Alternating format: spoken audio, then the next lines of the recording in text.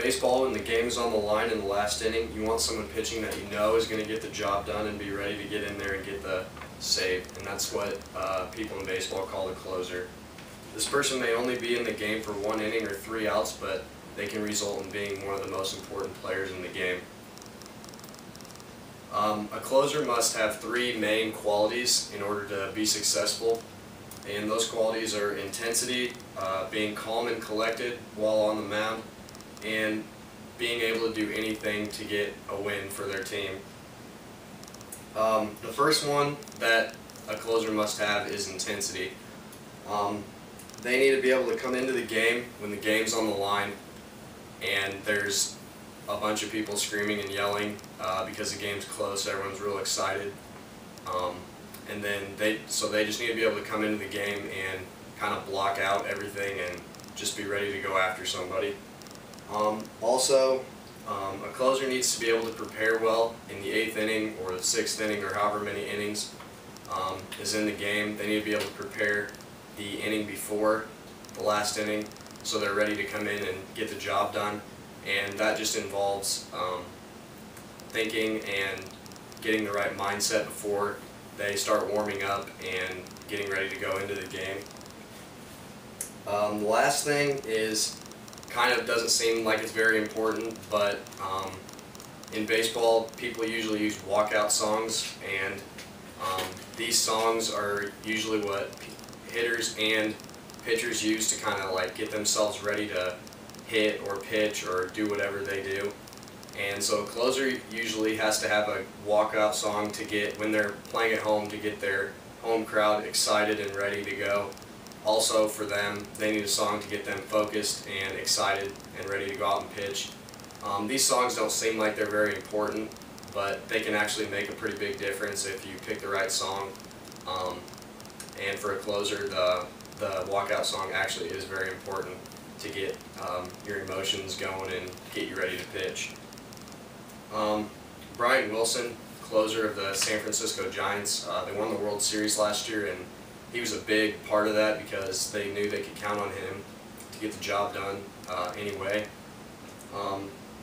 He had a quote, and it kind of makes a lot of sense when you think about it. It sounds bad when he says it, but you kind of know what he means.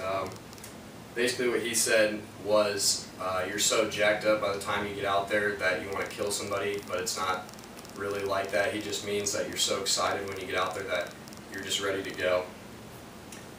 The next one is kind of a different way than intensity. It's calm and collected when you get out there. You kind of have to, when you get out there, you have to block out the opponent and the opponent's crowd. When you're pitching on the road, the opponent's crowd can get pretty loud and obnoxious when you're pitching, and they try to get in your head and whatnot. And also the opponents will yell at you and try to get you off your rhythm, so you have to be calm and collected and just block them out as best you can. Trevor Hoffman is the career leader in saves in the major leagues right now, and he was more of the type of guy, not like Brian Wilson, who was really excited and ready to pitch and real intense. Trevor Hoffman was more the guy that was kind of laid back and relaxed.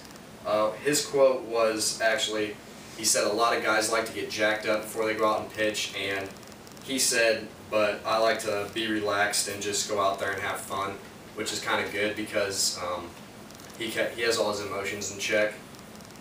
The last thing is just stay on the same level with your emotions, meaning like have an even keel the whole time. You can't get too high or get too low when you're pitching, because if you get too high you can get too excited and start walking guys. And if you get too low, it just kind of, that can hurt you in the same way. So you need to stay on an even keel with your emotions at all times when you're pitching. The last thing is you need to be able to do whatever you can and be willing to do whatever you can to get a win, meaning you have to be unselfish when you're pitching. This is kind of something that I've learned as a closer, not to try to strike everybody out, but just try to get ground balls, get fly balls, just to get outs any way possible, to get the 3 outs that you need to get the win. Randy Johnson was a starting pitcher in the major leagues, big, tall, 6'9", left-handed pitcher that was real intimidating out there, and he said I throw 95, 96 as a starter, and I feel like I need to throw harder. When there's closers out there throwing 85 to 87, and they get the job done. And he said that that's just amazing what these guys can do, and that's really because they don't throw hard or anything. They just get ground balls, get outs, and that's what you need to do as a closer. Last thing with that is be satisfied with getting a save no matter how it happens. As long as you get the 3 outs to get the job done and get the win, that's all that matters to your team. You just have to get the win and just be satisfied with getting the save no matter how it happens. In conclusion, being a closer on my team is hard because I play center field the whole game, and then if the game's close, I have to come in at the end and try to get the save. So it kind of changes my mindset from being relaxed throughout the whole game to getting intense and going out there and trying to get the save. But when the game is close at the end, they call me to go get the save, and I have to channel my emotions to perform the task. And like I said previously, a closer must be able to be intense but also calm and collected at the same time, and then just be able to do anything to get a win and be unselfish, like I said.